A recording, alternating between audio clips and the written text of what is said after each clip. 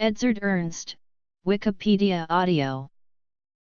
Edzard Ernst is an academic physician and researcher specializing in the study of complementary and alternative medicine.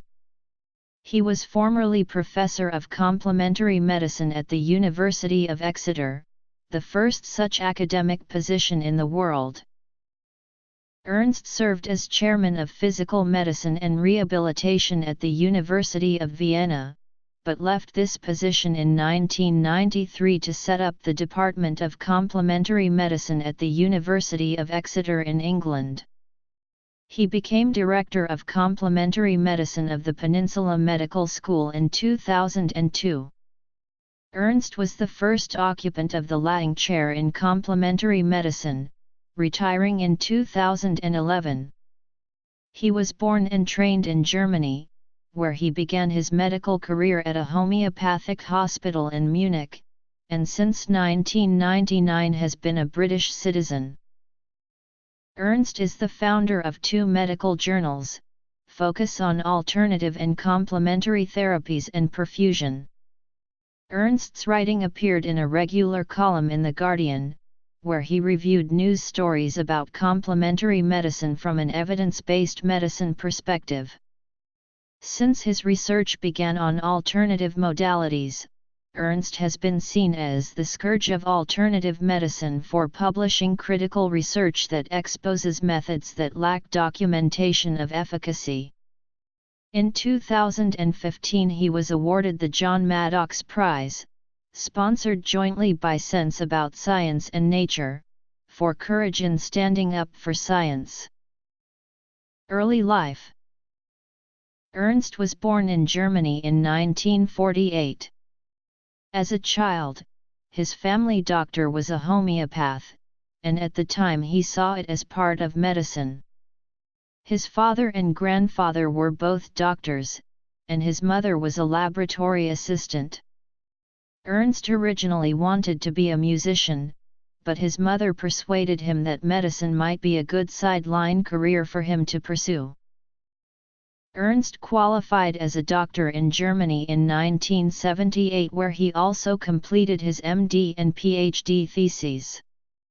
He has received training in acupuncture, autogenic training, herbalism, homeopathy, massage therapy, and spinal manipulation. He learned homeopathy, acupuncture, and other things whilst at a homeopathic hospital in Munich, when he began his medical career. In 1988, he became professor in physical medicine and rehabilitation at Hanover Medical School, and in 1990 head of the PMR department at the University of Vienna. The world's first professor of complementary medicine, Ernst researches complementary medicine with an emphasis on efficacy and safety. His research mainly surveys systematic reviews and meta-analyses of clinical trials. The institute has not performed a clinical trial for some time due to budget constraints. He has over 700 papers published in scientific journals. He has said that about 5% of alternative medicine is backed by evidence, with the remainder being either insufficiently studied or backed by evidence showing lack of efficacy.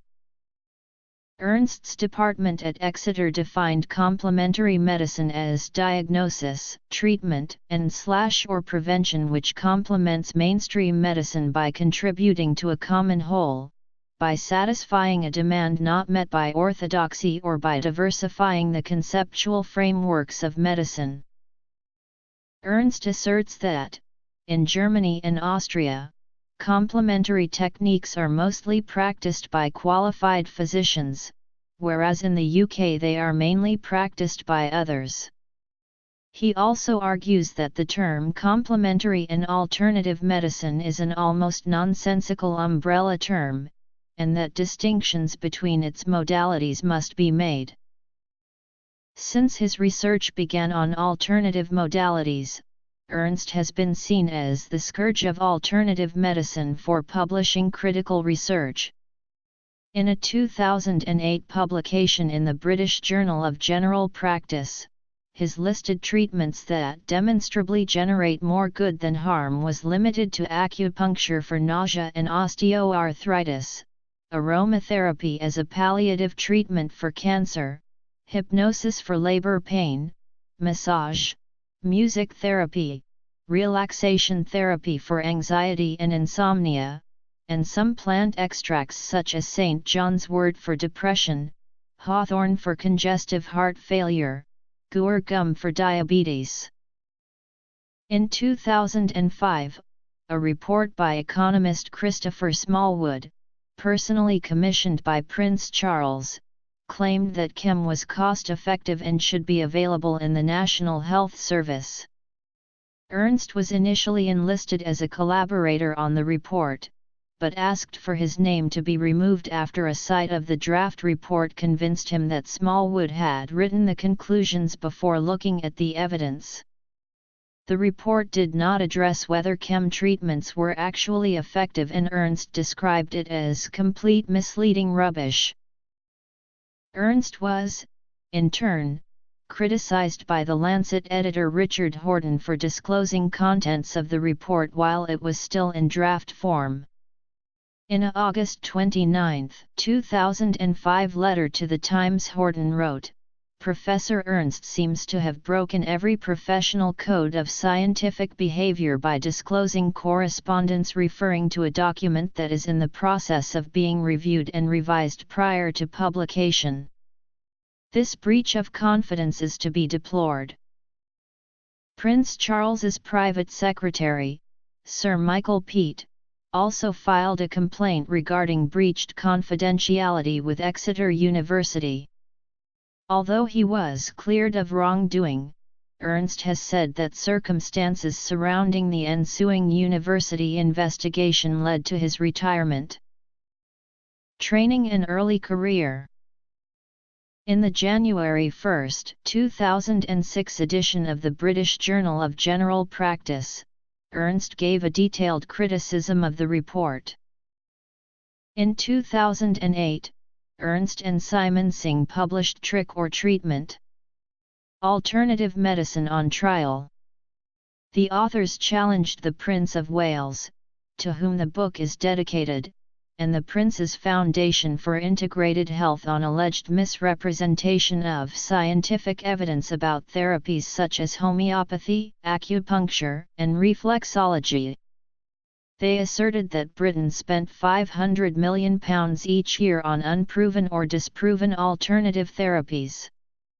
In a review of Trick or Treatment in the New England Journal of Medicine, Donald Marcus described Ernst as one of the best qualified people to summarize the evidence on this topic. In 2008, Ernst sent an open letter urging the Royal Pharmaceutical Society of Great Britain to crack down on high street chemists that sell homeopathic remedies without warning that the remedies lack evidence for claimed biological effects. According to him, this disinformation would be a violation of their ethical code. My plea is simply for honesty. Let people buy what they want, but tell them the truth about what they are buying. These treatments are biologically implausible and the clinical tests have shown they don't do anything at all in human beings.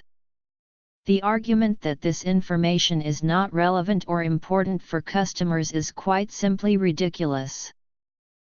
In a 2008 interview with Media Life magazine, when he and Simon Singh were asked this question, "What do you think the future is for alternative medicine?"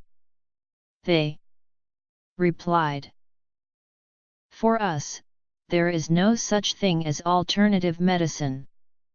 There is either medicine that is effective or not, medicine that is safe or not. So-called alternative therapies need to be assessed and then classified as good medicines or bogus medicines. Hopefully, in the future, the good medicines will be embraced within conventional medicine and the bogus medicines will be abandoned." In an article entitled "Should We Maintain an Open Mind About Homeopathy?" Published in the American Journal of Medicine, Michael Baum and Edzard Ernst, writing to other physicians, wrote some strong criticisms of homeopathy. Work in complementary medicine. Smallwood Report. Homeopathy is among the worst examples of faith-based medicine. These axioms are not only out of line with scientific facts but also directly opposed to them. If homeopathy is correct, much of physics, chemistry, and pharmacology must be incorrect. To have an open mind about homeopathy or similarly implausible forms of alternative medicine is therefore not an option. We think that a belief in homeopathy exceeds the tolerance of an open mind. We should start from the premise that homeopathy cannot work and that positive evidence reflects publication bias or design flaws until proved otherwise. We wonder whether any kind of evidence would persuade homeopathic physicians of their self-delusion and challenge them to design a methodologically sound trial, which if negative would finally persuade them to shut up shop. Homeopathy is based on an absurd concept that denies progress in physics and chemistry.